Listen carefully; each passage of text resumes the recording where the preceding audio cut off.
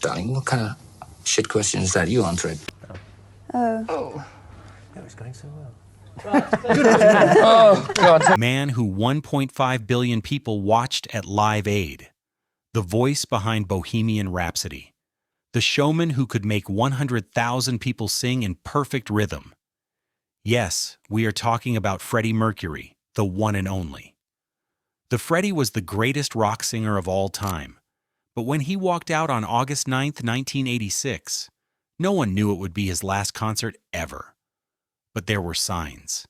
Strange things happened that day that people didn't notice until it was too late. So what really happened that night at Knebworth Park? Before the fame. Before the world knew his name, Freddie Mercury was just a boy named Farrokh Bulsara. He was born on September 5, 1946, on the island of Zanzibar, off the coast of East Africa. His parents were Parsis who followed the Zoroastrian religion, which is one of the oldest faiths in the world. His father worked as a cashier for the British Colonial Office, and their life was modest but stable. The signs that Farrokh was going to be a known man one day began the day he was born. You see, he was not born like everyone else. He came into the world with 4 extra teeth in the back of his mouth. That detail might seem small, but it had a big impact on him.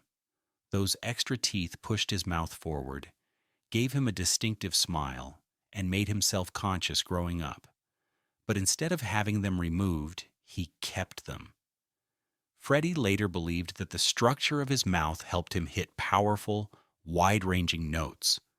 Whether or not that's scientifically true, one thing is certain, that his voice did things most singers could only dream of. His early years were surrounded by a mix of cultures. He used to live with Arabs, Indians, and Africans, which shaped his sense of identity in quiet, lasting ways. But at the age of 8, his life changed when his parents sent him to a British-style boarding school in Panchgani, India, near Mumbai. It was called St. Peter's School. This was the first time he lived away from home, but it became one of the most important chapters of his childhood. It was at St. Peter's that Farrokh became Freddie. The school encouraged British customs and language, and he quickly picked up the habits and confidence of a proper English gentleman. He was well-mannered, smart, and quiet, but also had a streak of mischief. Teachers and classmates noticed something special about him early on. He definitely had an ear for music.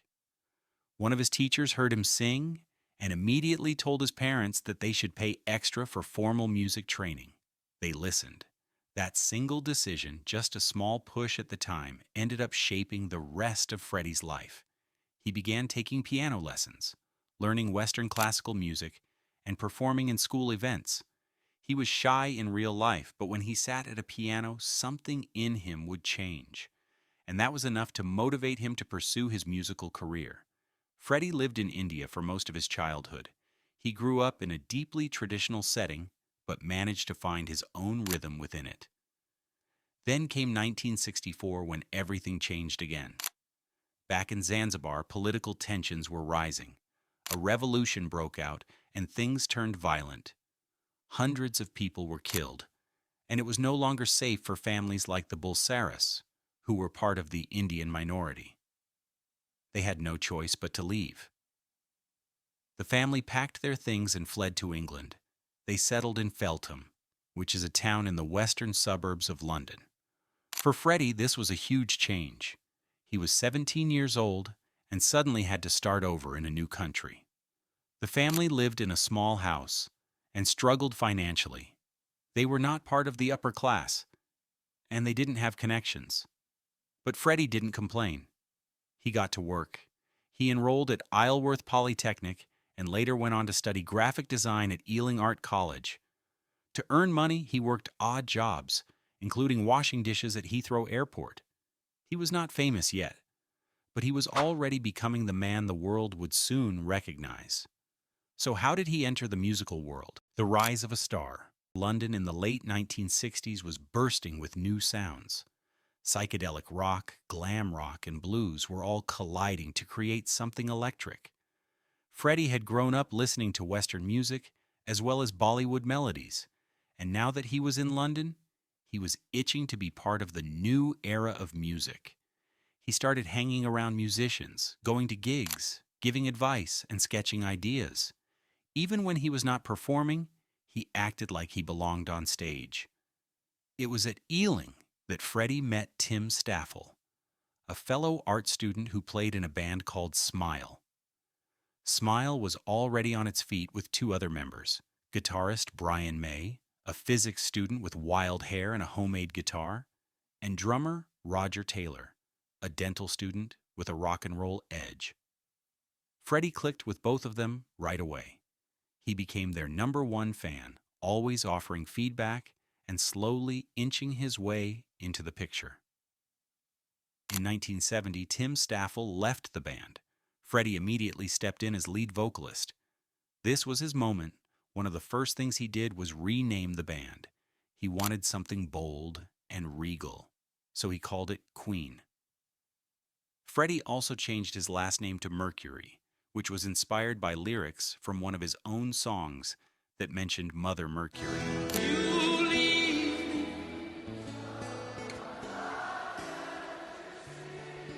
So, in a way, he had a whole new identity now.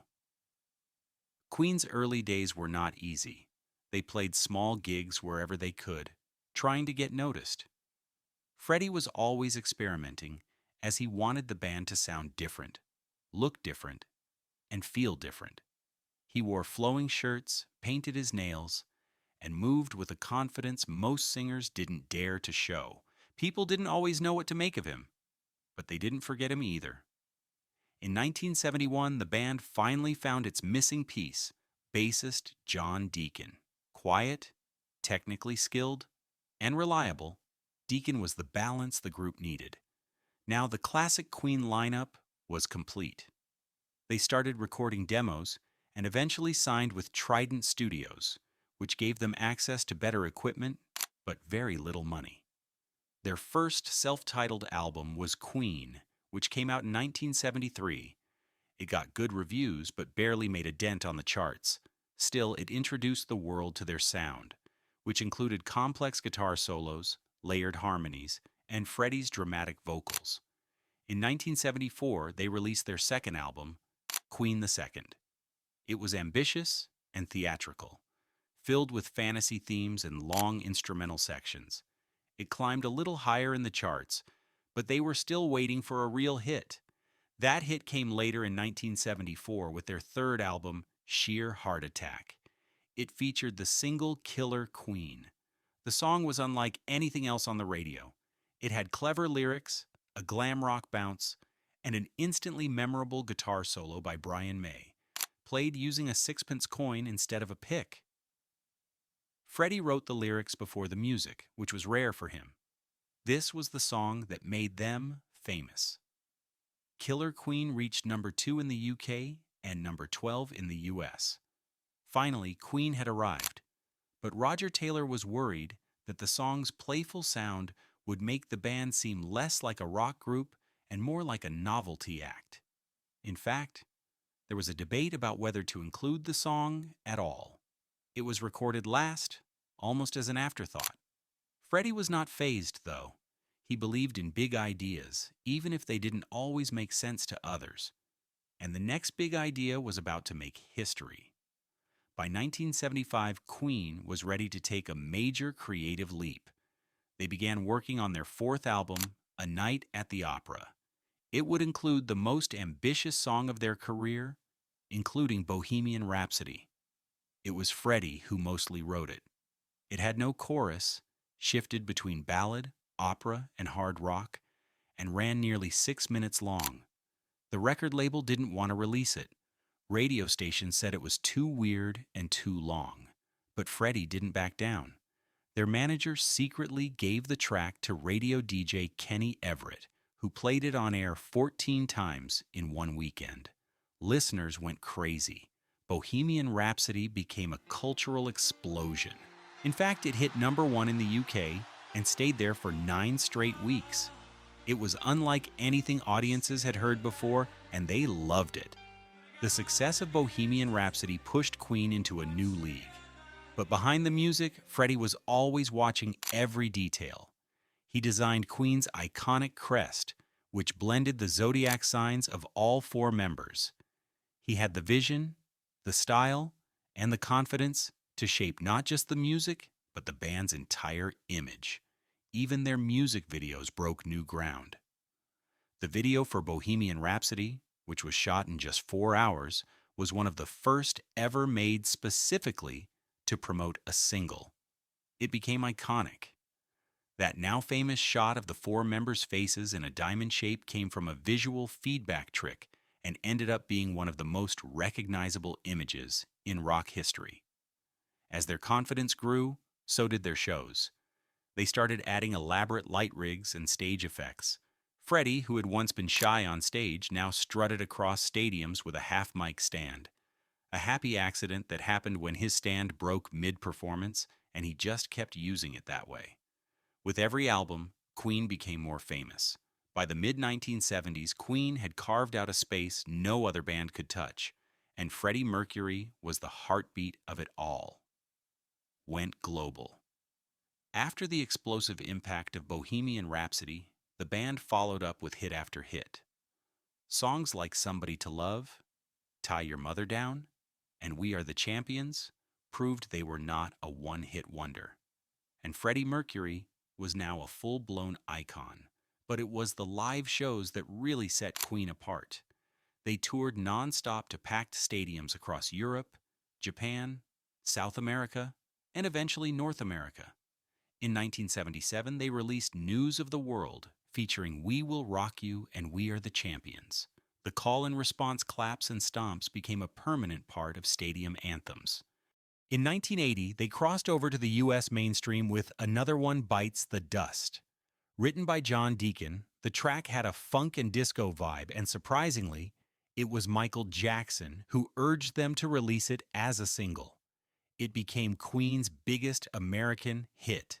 It topped the Billboard Hot 100 for 3 weeks and sold over 7 million copies. Then came Radio Gaga in 1984, and once again, Queen reinvented themselves. The music video featured clips from the 1927 sci-fi film Metropolis. It was one of the most expensive of its time. It was so great that the song became a massive hit, especially in Europe and South America. Their 1985 performance at Rock in Rio saw Queen perform in front of over 250,000 people, which was one of the largest audiences in history. And when they took the stage at Live Aid later that same year, 1.9 billion people watched from around the world. It was one of the greatest live performances ever recorded. But then came the night that would change Freddie's life forever. The strangest concert. It was August 9th, 1986, Knebworth Park. Over 120,000 fans showed up, ready to scream their hearts out for Queen. This was the final stop of the Magic Tour, and nobody, not the band, not the crew, not even Freddie Mercury himself, knew this would be their last concert together. That night became one of the most emotional and unpredictable shows in Queen's history. Freddie walked on stage around 6:40 p.m. dressed in his usual look. He was wearing a white tank top, tight jeans, and confidence that could melt concrete. Everyone was happy he was there that day, except his doctor. You see, his doctor had told him not to do the show. His throat was inflamed. His voice was giving out. But Freddie didn't care. He was never the type to back out when fans were waiting. He walked up, grabbed his mic, and the first few notes of One Vision rang out. The crowd went wild, but if you paid attention, really listened, you could hear that his voice cracked just a little. Still, nobody in the crowd cared. Freddie smiled like nothing was wrong and powered through it like a pro. He was not going to let a sore throat stop him. Backstage, things were quite tense. John Deacon was Queen's quiet bassist, and the guy who usually kept to himself. He lost it that day. He threw his bass guitar across the dressing room. It hit the wall and nearly hit one of the crew. People were shocked. Deacon later told Brian May that he couldn't do that anymore, and for someone who had been with the band from the early days and barely spoke out, that said a lot. Meanwhile, the band had a backup set list just in case Freddie's voice gave out. But he didn't use it. Even during Under Pressure, when he missed a high note, he turned the mic toward the crowd and made them sing with him. One of the strangest things that happened that night was during the song Who Wants to Live Forever. The song was already emotional, but this time it felt like Freddie was singing straight from the heart. The crowd went quiet, and all eyes were on him. But in the middle of it, something tragic happened. A young fan named Michael collapsed. He had a hidden heart problem, and the excitement of the concert made it worse. He died before the show even ended. The band didn't find out until later, but it added a very heavy, very real moment to a night people would never forget. The final song was We Are the Champions. Freddie's voice cracked again. This time, it cracked badly. But instead of holding back, he leaned into it, kept going, and hit that last note like it was the last note he would ever sing. And maybe he felt like it was. The band played God Save the Queen, which was the usual closing. After that, Freddie bowed to the crowd, said good night and sweet dreams, and walked away. Now this is where the night started to get strange. Usually, Freddie would hang around backstage, laugh with the crew, change into something dramatic, and celebrate. That night, he left immediately. Didn't even change clothes, just walked out. He didn't say much on the car ride home. His assistant, Peter, sat beside him. Freddie looked out the window, quiet, dabbing his eyes with a handkerchief.